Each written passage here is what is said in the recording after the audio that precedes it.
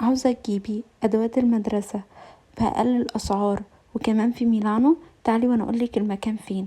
ريسبيرمي وكذا كان عامل تخفيض وحاجات بصراحة رخيصة جدا جدا جدا.